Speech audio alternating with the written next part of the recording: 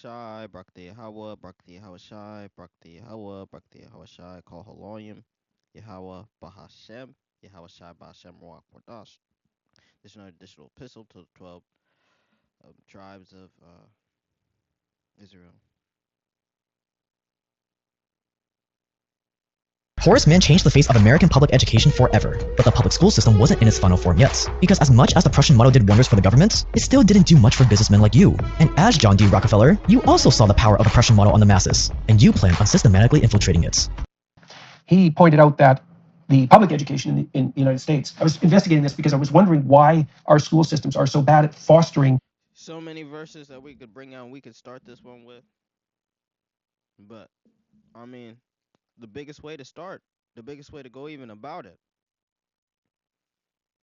you know, it's not in the most specific way, but when you read a verse, hey, you're going to feel it, man. Mark 3:27, no man can enter into a strong man's house and spoil his goods except he first bind the strong man, then he will spoil his goods, and that's what they've done. You can't spoil a man's good who educate him and his family, him and his sons and his children, but especially his sons. But now this is a mess. You just send your kid to school. You just hope they fuck with you, bro. You know, you every day you hope you come your kid come to school and like, damn, I fucks with your pops until I don't even fuck with pops no more, bro. You know what I heard in school, man, he archaic, bro. He's just backwards. Individual vision. Yes. Because it's such a lack. I thought, why? This is such a lack. There's something going on here. Okay. The Prussians established the first public education system. And the reason they did it was because the Prussian emperor wanted to produce obedient soldiers, disciplined, obedient soldiers. Now, I don't want to get cynical about that because in a society that requires a military, disciplined people who can follow rules are arguably necessary. Now, obviously, that can go very badly, but we got to give the devil his due. And the Prussians actually put forward a very effective military training system. Now you might be wondering, but why is that so important? Train up. Proverbs 22:6, train up a child in a way he should go, and when he is old, he will not depart from it. So, and the schools have done that. You know, this principle you used to apply to your kid, that's not even the principle you apply to your kid. No, you have fun with your kid, and then you try to apply the principles when they're older. But the schools have been implying indoctrination really longer than you have. The schools have been putting your children on a program longer than you've been putting on your kids to a program because you're just catering to them. And then you're going to try to put the discipline. You're like, oh no, these are too young. These kids are too young. You can't hit a 2-year-old. You can't hit a 3-year-old. And then when they get old, then you want to hit them when they're 10, 12, 14. But then it's too late. You're not going to you're not going to never hit a kid and then hit them when they're 14, a teenager or preteen. You know? But they take the child for cuteness. But the school's been raising up to never go off the LGBTQ support allyship, to never not be a homosexual. I was born this way. It's a gene or whatever. It's not a learned behavior, at least I'll tell you. You know, or fault asexuality or whatever. To never believe in God. They're never gonna come back from to depart from that atheism that school teaches them. Though they're never gonna depart from the Big Bang. You know, they're never gonna depart from evolution. These theories that really come from different civilizations that have been presented as modern American ideas. You know, Ecclesiasticus 30:3, he that teacheth his son grieveth the enemy, and before his friends he shall rejoice in them. So you teach your son, you're grieving the enemy, and you're grieving the military, yes. The only, like, when I say my sister, like, man, I never let my daughters fight in the military. She's like, you gonna let your sons? Oh, you're gonna let your sons? You better let your daughter. I never tell my sons to go in the military. You're a fool fighting for Esau Kingdom. I didn't even say this much, but I just let her. Cause think about what you're fighting for. No, actually, if you let your sons die in war, you should let your daughters die in war, just like them. But especially seeing how the daughters are victims of rape. The daughters are victims of and it's so institutionalized that women in the military will cause altercations with them. So when they tell their accuser there's like a story of a woman being involved and there being a fight with it, so you really can't do nothing. So a lot of these girls end up missing. They end up killing themselves. Also, all that for a situation a woman's not even supposed to be in, anyways. So nothing's wrong with a man being in his own nation's military with his own values, but none of these militaries are going by their ethnic names. Versus a woman also doing everything that a man shouldn't do, but plus also being in a situation you just shouldn't be in to a woman at the time. So you're saying you want me to say no? Okay, you could die if of worthless cause like my son, but really, I mean, I wouldn't encourage him. I'd tell him not to, but I mean, as a man, physically he's doing what he uh, with a natural responsibility. I mean, it is for a heathen. But man, yep, I raised my son to be under my order and be under the order of the Lord, but to be rebellious against the heathen, to be to fight for a banker, to die for a banker, to die for a Russian, to die for a Prussian, to die for Teman, to die for an Edomite, to die for a heathen nation, even to die for a Haitian. Are you revolting off for slavery? Then why are you fighting? And either way, brothers was really just revolting for a different type of slavery, bro. Because it had your interests in mind, not the government's interests. And that's why its objective was to get people to pursue the truth, so that they could become outsiders themselves and achieve freedom outside of the system. Now, compare that to the Prussian schooling system from the 1700s, the same one that we still use to this day. Now, as you saw in the first episode, education is led by the government. Man history records as being instrumental in the creation of America. And now we come to the great man himself. A man history records as being instrumental in the creation of America's public education system. Horace Mann was an American educator who served as a member of the U.S. House of Representatives, part of the American Congress. Horace Mann was the key reformer of the education system at the time. In 1837, he became the head of the newly created Board of Education in Massachusetts, where he began the work that would eventually earn him the title as the father of American public education. After reading through the educational models of different countries, Mann finally hears about a particularly successful style that had been developed in Prussia, which is now modern-day Germany. The Prussian system had shown to be such a success for the government's purposes that, accompanied by a few other educators, Horace Mann travels to Germany to investigate. Upon their return to the United States, they lobbied heavily to have the Prussian model adopted. All in favor, say aye. Interest in Prussia had also been growing in the northern half of the continent. Around this time, the Canadian superintendent of schools, Egerton Ryerson, traveled to Prussia in search of a new model of education. His journeys also included visiting Horace Mann in Massachusetts to further examine the system he would eventually adopt. George Brown, the editor of Toronto's Globe newspaper, was even quoted saying that Ryerson had successfully imported Prussian education into Ontario. During the next 30 years or so, a whole line of American dignitaries came to Germany to earn degrees. Interestingly enough, those who earned degrees in Germany came back to the United States to staff all the major universities. By 1900, all the PhDs in the United States were trained in Prussia. As the first secretary of the State Board of Education, Horace Mann promoted his new concept that the state is the father of children. He stressed that it was the responsibility of the state to ensure that education was provided for the child. A very noble idea, of course, but what exactly... The state is father of children, not Yahweh Shem Yahushai. So now, state is the new God. The separation of church and state was not the separation of... And it shows you how stupid people are. When Roe v. Wade was passed, to show you the separation of church and state. They said, they believe that no Christian values are allowed to influence, or no religious values are meant to influence politics. That's what these bitches think. But really, church and state was basically the separation of state and Christian values. It brought in all the Satan. It's just the state became your God. You know what I mean? You gotta understand the state are these women's husband. So these women can't love you as long as the state's here. So you're just an option. Really? Yes, you're just an option taking up space. Cause you think how many women today? You go even in this world, you gonna find a woman that can you find a woman today, a young woman, a woman of marriageable age? Especially now, all these women are like 50. They will lay with one man, and they will not have sex with another man till that man dies.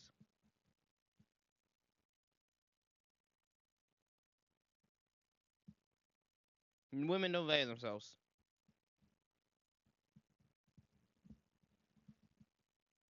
did he mean by that? And how did he define education?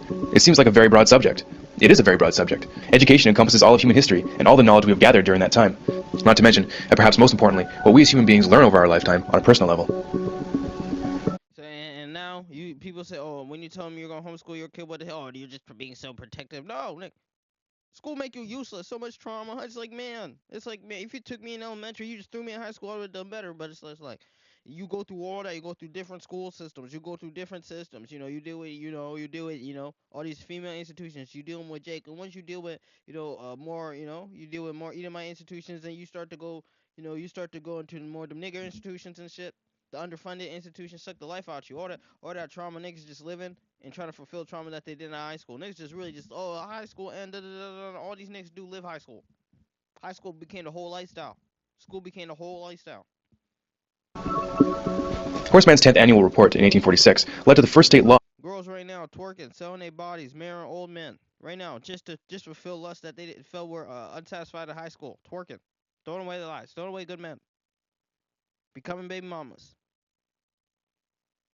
taking multiple trips to Planned Parenthood. Often Jake, often gods, often kings, often priests, often prophets, often ministers, often evangelists. That made it mandatory for children to go to school. It was during that year that he supported the governor of Massachusetts in adopting the Prussian model of education for the entire state. How do you do that? The governor of the time, Edward Everett, as it turns out, was the very first to receive a PhD from, can you guess where? That's right, Prussia. From then on, it spread very quickly. Just after Everett installed the Prussian model in the state of Massachusetts, the governor of New York set up the very same method in 12 New York schools. Horseman's sister, Elizabeth Peabody, of the Peabody Foundation, saw to it that right after the Civil War, the Prussian system that was then being taught in the northern states was integrated into the conquered South. By 1900, most of the compulsory schooling laws that implemented the new system had been passed. From then on, every American child grew up under the Prussian system. Every American child has a shared experience of this Edomite world. And as you becoming more and more worthless, and as you see these kids go to college, you homeschool them, and these kids be graduating at 13. They don't want you to do that. Man, imagine me at 13 if I just start going to school. Gotta spend all them years. All that time. Year, 7 hours. Spend 30 some hours. How you gonna let your kid, not even your kid, you fucking go for sacrifice?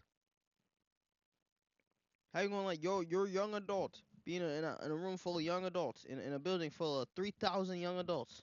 Maybe yours bigger, maybe you're smaller. But even if they small, we know kids be fucking in them too. Even more so. So, all of these young adults can produce child. You send them in 4 years, 37 hours, 30 some hours, and then sports and all the extra activities and no trade. So now all these kids have been around each other. Most of these kids, you're not even lit if you're not fucking. Fuck, you're socially at a disadvantage. Basically, you're not fucking. And all these risks for babies, and none of these niggas got trades. And now you got to go to college, and then spend thousands, tens of thousands, hundreds of thousands of dollars just to be successful in the world. That shit only sounds cool to women, bro. But really, school system's also just a babysitter, bro. It's just babysitting. So what exactly was the Prussian education system that everyone thought was so amazing that it just had to be adopted throughout the free world? To give you just a bit of background, in the 18th century, the Kingdom of Prussia, which is now modern-day Germany, was among the first countries of the world to introduce free and compulsory education. After the Prussians were defeated by Napoleon in 1806, it was decided that the reason why the battle was lost was that the Prussian soldiers were thinking for themselves in the battlefield instead of following orders. To make sure that this couldn't happen again, a new 8-year system of schooling was created. This new system provided not only the skills needed for the early industrialized world, such as reading, writing, and arithmetic, but also a strict education that taught duty, discipline, respect for authority, and the ability to follow orders. Elite children destined for higher offices went on to attend private schools, while the rest of the population had no access to the secondary education. They were destined for the working class. Through this new system, the Prussian court tried to create social obedience in the citizens through indoctrination. Every individual had to become convinced at the core of their being that the king was just, his decisions were always right, and the need for obedience paramount. In truth, the entire purpose of the system was to instill loyalty to the crown and to train young men for the military and bureaucracy. To do this, it was necessary to squeeze out all independent thinking from the masses. Influencing this new system from the beginning was Prussian philosopher Johann Gottlieb Fichte. Combining John Locke's view that the children are a blank slate and Rousseau's ideas on how to write on that slate, Prussia established an educational system that was considered scientific in nature. An important part of the Prussian system was that it defined for the child what was to be learned, what was to be thought about, and how long to think about it. In order to have an efficient policy-making class and a subclass beneath it, it was believed that one had to remove the power of most people to make sense out of the available information. In other words, critical thinking had to be done away with. Now, if you're wondering why the average person doesn't know that the North American education system is based directly on the Prussian model, it might just be because its original purpose was not designed for the good of the individual, but for the good of the government. The philosophy of Johann Fichte directly influenced the creation of the Prussian model of schooling, as he is quoted saying, "The schools must fashion the person, and fashion him in such a way that he simply cannot will otherwise than what you wish him to will." With quotes like these, you can see why his involvement is not well known. Education should aim at destroying free will, so that after pupils are thus schooled, they will be incapable throughout the rest of their lives of thinking or acting otherwise than as their schoolmasters would have wished. See, now, and that's why Jake he can't accept the truth, because he went to school. So, they went to school, they went to church. Think about it. To be a man, think about all these men, why these women are flourishing. Because every institution is now made to cater to them. From their home, the mother could just rob the man at any time, make him a criminal just to see what he loved the most. At any time.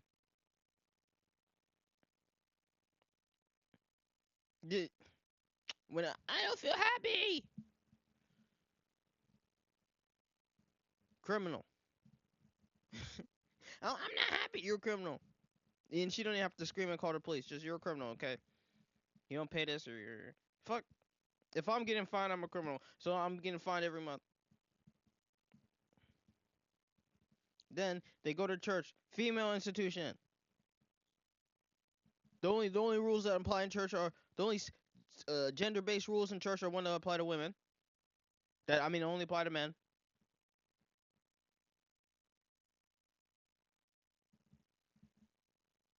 And then he goes to school, another female-based institution where most of these teachers are lesbians. What do you mean? The Babylon is so backwards. See, we can see the state of a country by the nurses, by the state of the nurses, by these traditionally feminine occupations, nursing, teaching. Teachers, yeah, they should make more, yada yada yada. But you should make more to make these kids stupid. Obviously, clearly, teaching is not valued. If you're a teacher, you value teaching way more than your country values educating your students. The school does not give a fuck about you. These kids pay way too much at the community college. It's supposed to be 50-50. So when I was in there, what was it? It was like 30. Maybe it was like 30 some 60. Maybe or like 37. Either way. And that was before the $1 million in budget cuts. Man, I remember telling them, "Oh, we need we're gonna see how much we're in debt." Oh, well, that's not how it works. They'll smug on you. They'll look at you. Oh, that's not how it works. I know that's too complicated. It's too complicated. The next month, we're broke. We're broke.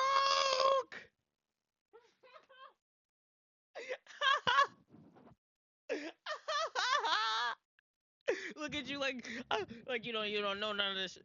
That seems like the only natural thing to do. The only natural thing to do. If you are going to be broke, if you were looking to see if you're going to be funded or underfunded $1 million, the natural thing to seem to do is to calculate what you would not have. It's not calculable like that. It doesn't work like that. Da, da, da, da. But when it happens, your ass gonna have to figure out how it works, because that's your reality. You should have figured it out before a month earlier. But these people think that their country values education as much as they do, because education is a religion to raise personal value. But the true education came from Moses to be drawn, because education means to draw out. So when you educate, you're drawing out your own value. It's not giving you value. See, these women feel, I'm giving value by having your degree. But when I educate you, the true education comes from a man, a father. Education can only come from a father, because a father draws out. A father is not trying to put his own image on you. He is trying to pull out who you are. A mother is trying to make you what she wants you to be in the world. Not even really what she wants you to be. A mother wants you to be what the state wants. Whatever the state makes powerful, makes a position of power. That's what your mother wants. And your mother wants to get power via you. But your father, he's not worried about power. He's worried about the power of status. He's worried about the power of lineage. So he's not going to seek status if the status ain't real, or if it's at the detriment of his lineage, of his family, of it. When this technique has been perfected, every government that has been in charge of education for more than one generation will be able to control its subjects securely without the need of armies or policemen. So it's really homeborn slave. So it's one generation. And that's really what we are. So we're really one generation. That's why this next generation is done. See, when you had generations of generations being educated among an Edomite system of their colonizers, that's one thing. When you have a country, it's like that's why when you're dealing with your mothers, you're doing you got to deal with these niggas have been heavily enslaved, heavily heavily indoctrinated, heavily plant. You know what I mean? Imagine to be in an education system, but that's us too. We're the same. But at least in their education system, in our education system, our oppressors are the people who own the state, and they're educating us. So, but in their education system, no, there's none of their own people educating them. It's basically most third world interests coming to educate them. You think these people are being taught about the Tainos? Are being taught about the Northern Kingdom on them before them? No. We only know so much because of Marxism. So that's why when we deal with these plantation Christians, man, and they how they see college and they just keep seeing it being reaffirmed and reaffirmed, that's the status thing to go. So now us being in the first generation, being pushed into this Babylonian system, this American school system as a first. That's why now if we're even smart, we could actually come up with the true perspective, even if we're in it. But that's the problem is people who do bad in school, they be the most defined about the grades. It's like then you should did better. But it's really a lock. In 1807, in a Berlin occupied by Napoleon, Johann Fichte gave a series of famous addresses to the German nation. Fichte spoke of the superiority of German people above all others. The content of these speeches was a catalyst for the Prussian education system and German nationalism. In other early works, he calls Jews a state within a state that would, quote, undermine the German nation. He openly expressed a desire to expel Jews from Germany. Fichte had a deep influence on the rise of the Third Reich, and continues to be deemed, quote, the spiritual father of modern neo-Nazism. Which begs the question, why would the father of American education make it a law that every child spend their youth in a system created by the father of neo-Nazism? Historians reflect that one of the greatest social factors that allowed a man like Hitler to rise to power was that the German people had been bred from birth to respect authority above all else and accept it without question. Which begs another question. If the entire population of North America is raised in a system adopted from pre-Nazi Germany, what are we setting ourselves up for? All across, the Union started instituting compulsory schooling systems for the first time in our nation's history. Up until that point, any school system that did exist was private and Ecclesiastes 31, he that loveth his son causes him oft to feel the rod that he may have joy in him in the end. So you'd actually discipline your children. You know, that's what you do. You take pleasure. You can't discipline them. Really, a school could be a weapon. You discipline your kid, you be afraid to send your kid to school to be taken away.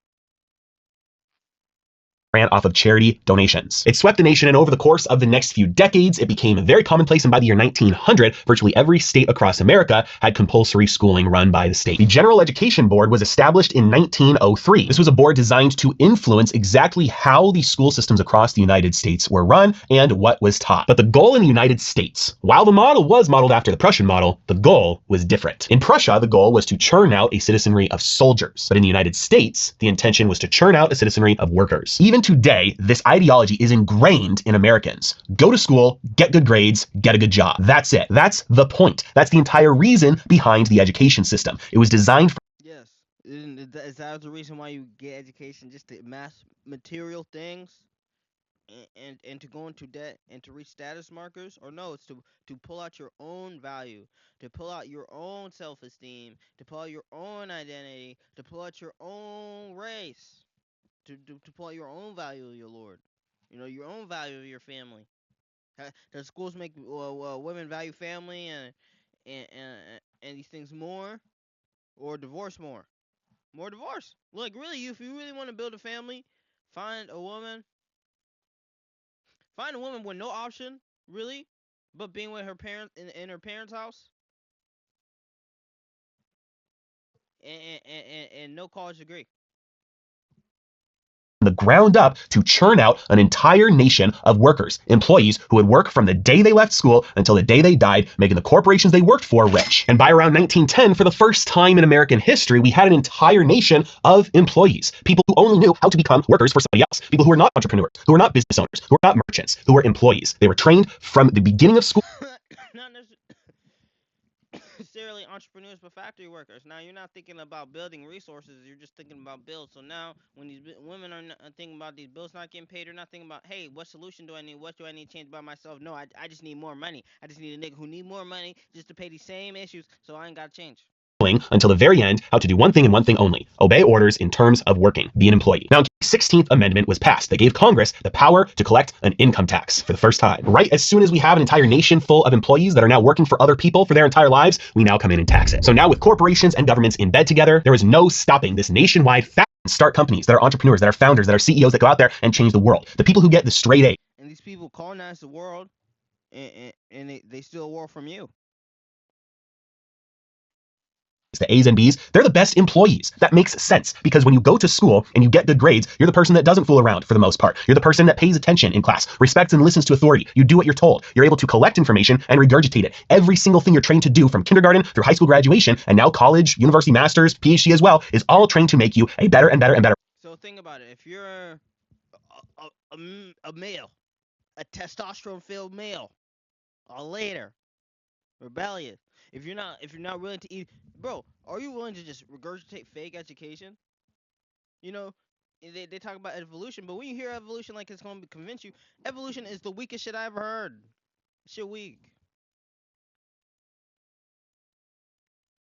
You know, so a lot of these shit is just, are you a fool? What employee? Now, obviously, the kids who drop out and who get F's, they're going to be employees as well. They're just not going to be the best employees. It's also interesting that the kids who get C's, they're smart enough to be able to make sure that they're not dropouts, that they're able to graduate, but they're not spending their time trying to get the best grades possible. And it's one reason why usually these are the people who are the entrepreneurs, who are the CEOs, who are the creative types, the musicians, the ones who go the system as it's supposed to be, which is to churn out employees, churn out a workforce. And then I remember talking about the problem with school. Is I was like, oh, they just be failing everybody and shit. And my brother's like, yeah, kids should be able to fail. Like, definitely not that they should just pass kids who fail, but as like, bro, if you're a kid is failing, that's a failure to society. So you're just out here failing kids. Like, yeah, if a kid really just doesn't fail, like it doesn't apply, like you shouldn't do anything to pass him, whatever. And that's one bad thing that we're doing.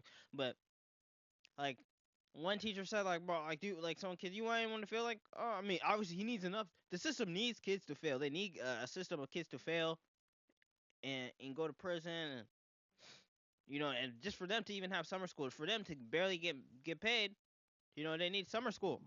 I mean, I forgot to say that. Oh, teachers don't get paid, yada yada. But it's supposed to be a supplemental income.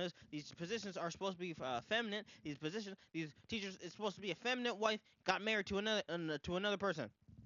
But now these teachers are feminists. These teachers don't want to get a man. These teachers be young and old as hell, be 30, some still not getting married. No kids.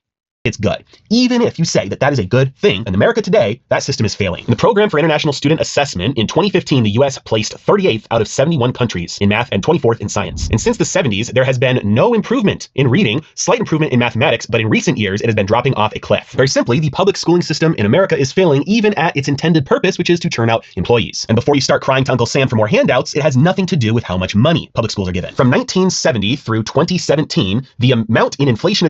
So it's like, not that I care about Trump or hey, it's good, he's gonna fix it. No, it's just, I mean, anything that tears down the education system, I'm supporting what I truly believe. Oh, damn. Adjusted dollars that public schools have been funded with per student has increased 152%, whereas teacher salaries have only increased 8%. So the government is continuing to throw more and more dollars, inflation adjusted, so in real dollar terms, this is way off the charts, more and more money at the problem, and it's not doing jack. This is what happens when the government throws money at a problem, just like healthcare. This is why the healthcare else should be a winner-take-all, and they should be multi-millionaires. But it doesn't happen that way because the goal is not to get kids really good at math, who want to be good at math, and the goal is not to get certain kids really good at engineering, or certain kids really good at finance, or certain kids really good at have been negatively affected by the school choice. 28 studies have been done on these public school students' test scores, and 25 of them showed a positive effect. And the kicker, 73 studies were done on fiscal effects, and a whopping 68 of them showed a positive effect, with only 5 of them showing a negative effect. But very simply, school choice works, even in the US public schooling system, even if you think it's a good that we are churning out propagandized, brainwashed children, turning them into adults that are going to be workers, employees. Because obviously, education is unequal. Like, oh, everyone just got an equal chance. No, it's specifically designed to be unequal. And you realize that, like, these schools are more in debt. It actually costs more per student for a broke school than a rich school. You know. American people are the biggest slaves of any citizenship in the entire world, because the American people are the only people that are told, go work super hard, go take a massive amount of your life, and we're going to take at least half your money. When we take half your money, we're going to send it overseas, or we're going to mismanage it, or we're going to send it over here for quote-unquote aid. Where's our motherfucking aid? Where's our aid from Kuwait or any of these other rich countries to fix our homeless problem? You ever notice that none of the other citizens on the planet work so that we can have it better here in America? It's always the other way around. Why the fuck are we, the citizens of the United States of America, financing the well-being of every other... Deuteronomy 6:6. These commandments that I give unto you today, that be in your hearts, impress them upon your children. Talk to them when you sit at home, and when you walk along the road, when you lie down, when you get up. You really got to be with your children, bro. You really got to impress these values upon your children. Keep them to the commandments of the Lord and the values of the Lord.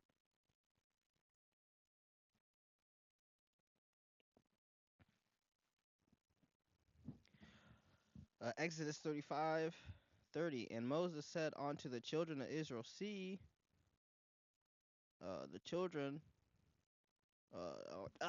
and Moses said unto the children of Israel, see, the Lord Yahweh hath called thy name by called thy name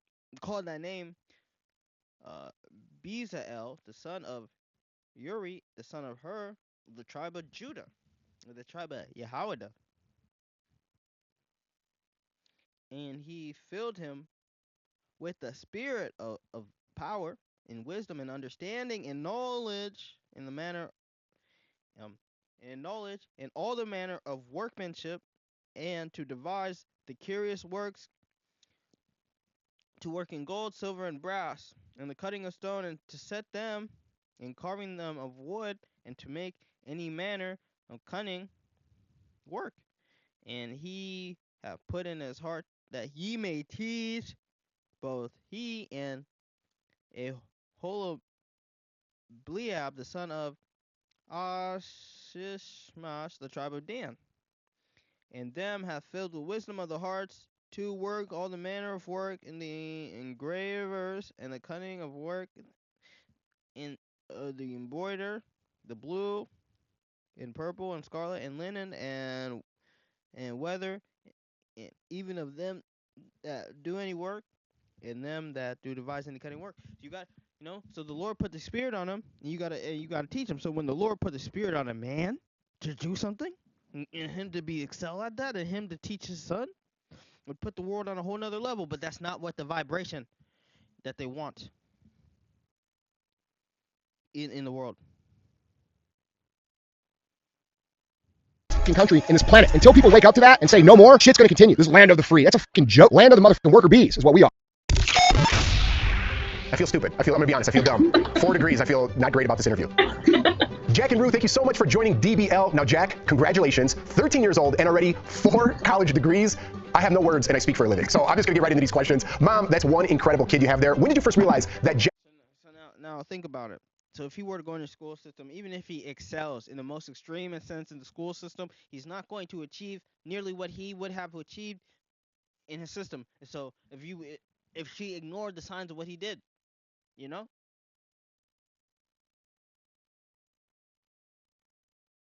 Welcome back. Have I got a story for you? It is graduation season, and this morning I am joined by an amazing 13-year-old who is not only graduating from Dallas College, but is also one of the school's featured speakers. Beckett Potter here this morning. Thanks for being here. Thank you for inviting me. Okay, 13. You're 13, and you have been taking dual credit classes to earn your associate's degree at Dallas College. So you're... Imagine, Jake. You know how you was at 13? I don't know. Maybe if you know, especially in schools, how the school system looked at you at 13, and that's before you was really surrounded. When you went to school with Keisha, I mean me. Man, you don't realize, man, going to school with Keisha, man, that's so much hate you have just for even building the relationships with teachers that you do that benefit you. Keisha and that whole environment, man, you get so much hate, bro. That shit crazy. And even bro, and early up, we test higher than most of these kids, bro. But it's life. You're graduating with this. You basically kind of at the same time graduating. Yep. Okay, here, come on this side. Put the man's hand down. Okay. Push this way. Yeah. Oh, come on. See, that did not cost him $100,000. That shit ain't not cost him his retirement. To my son, never forget that I love you. I hope you believe in yourself as much as I believe in you. When life tries to knock you down, I will always have your back. I can't promise to be here for the rest of your life, but what I can promise is that I'll love you for the rest of mine. Thank you for being here. I appreciate it. Tell me what you're thinking and feeling right now. Imagine. Nothing. What's more fulfilling than having a son? Not saying we don't love the daughters. Not saying they're not important to us. I'm not saying they're like a set class citizens to our son, but just lineage, especially us, a lot of us, born without fathers, you know, some of us, father been then don't even have memory of a father, So the opportunity of just being able to have a son and being able to be raised them and just raised for them. Some of these fathers they don't care, they do. So a lot of these fathers, to be a father is really important to us. But we see why niggas dead. Because these bitches be playing. These bitches be playing on your head just because you care. I'm hurt bad. And it's like, and they show you they're fine on their own, struggling. And then you come out to be, you change yourself into the most painful. Really bad. What do you have to say? Why? I just want you to know that you didn't do anything wrong.